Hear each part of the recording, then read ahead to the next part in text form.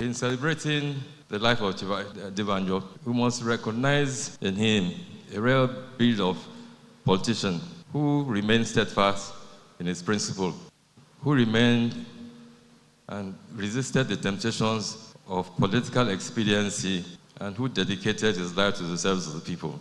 It was a beacon of hope for the younger generation. I'm sure there are a lot of younger people here who have had interactions with him. We know that the first thing he attempts to pass on is to encourage the young people and a lot of women to participate in politics.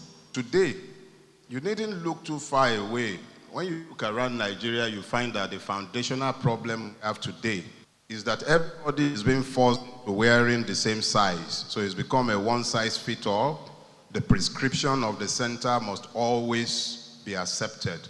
So instead of having the multiple nations that were battered in this space, what we have today is one behemoth that has made life almost impossible for everybody.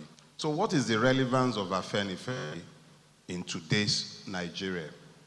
One of the first things that have happened to us as a collective in Nigeria is the destruction of common platforms. Almost every organization that could be made available for the people to chart a course out of the mess that we've been plunged into have been systematically destroyed. But I believe that Afenifere has a role in the future, if there is going to be a future for Nigeria. In the first place, Afenifere is going to be at the forefront of putting pressure on this existing system that has discounted the place of citizens. In discounting the place of citizens, it has also assured that the judicial system has been destroyed.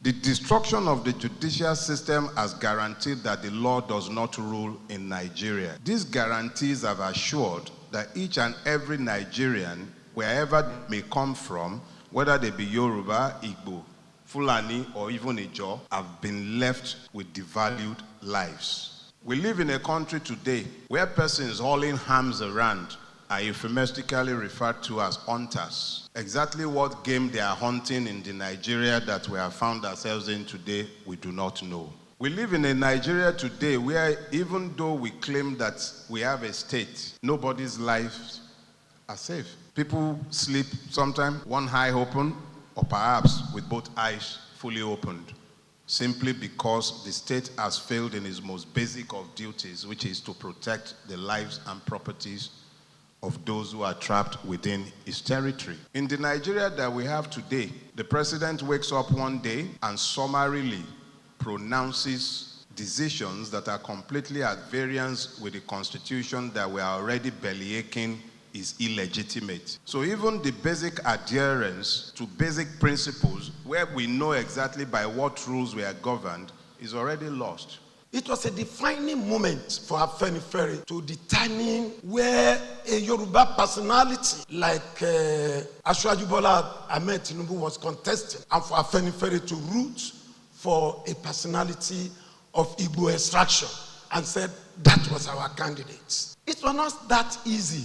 But it took a personality like Adebanjo to get all of us to agree on that. Let me say quite clearly that people have been saying Afenifere is socio-political, is this and that.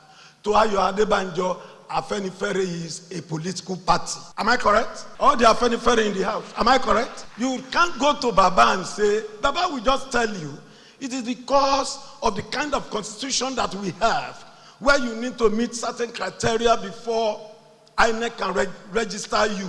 He said, therefore, Afenifere is a political party. And to demonstrate that, at every point in time, Afenifere had never been non-partisan. Afenifere had never sat on the fence. There was a time Afenifere supported Atiku. Am I correct? At another time, he supported Jonathan.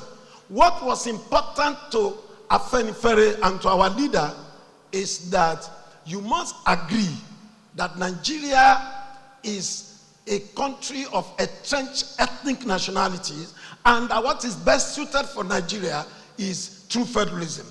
The other attribute of Chief Adebanjo is that he was a man who believed that the essence of governance is the development of, well, I suppose in the old days we'll say man, but it will be development of human being. So his political belief, like the political belief of Chief Obafemi Awolowo, is centered on that as the essence of participating in politics, as the need of what one needs to do if one is participating in politics, and that politics should not be a predatory vocation for any of us, and that we must be able to reject and condemn prebendalism whenever we see it being adopted as a system of governance. It shouldn't be something that we just accept as being, well, because it was done before, well, that's the way you have to run government. We must begin to interrogate, as he did, things, the ills and things that are wrong in our society. He said, we never had a gun. We did not even have a knife. He said, but what we have is knowledge. He now said, ask those other political parties in the First Republic to show you their blueprint. Before Baba Adebanjo died, we were already talking about this symposium. And what informed the need for those discussions were the misunderstandings that were already attending and dogging the path of Afenifere. Not long before Baba's demise, I took the role as the National Organizing Secretary of Afenifere. A few weeks after Baba passed on, it became imperative that even with his passage, attempts must be made to ensure that the clouds, so to say, that has beclouded the people's understanding of Afenifere, his ideology, his history, and especially his role in Nigeria, to be cleared up. So we decided that we must have today to celebrate Baba, his life, the ideals by which he lived, and to ensure that those ideals are carried forward in a manner that accords with the understanding of the people, so that we do not do violence to his memory. Where are we as Afenifere? Where we are as Afenifere is the Nigerian nation. Where we are today is worse than where we were in 1993. Like Dr. Fakunda said, another round of elections are coming. And like he said, Afenifere has been articulating a lot of issues in Nigeria. Are we truly federal? There are some of the things that our people celebrate, which when you listen to them, you baffle. History has come full circle. Between 1993 and 2023, you have 30 years. But in those 30 years, the exact same thing that precipitated the crisis in 1993 has happened again in 2023. The will of the people stopped mattering. When the will of a people do not matter, the very foundation of society is threatened. Afenifere's duty in this season is to help the Nigerian people to find a way to recognize the commonalities of their affliction, so that they are not speaking at cross purposes, even when they ought to be speaking to free each other or acting to free each other. So it is critical that Afenifere offers everybody a platform. Now, please, it doesn't matter what part of Nigeria you're from. Those who spoke before me eminently have made clear to you, Afenifere was not founded for the Yorubas. It was founded for Nigerians. It was founded to save us from ourselves.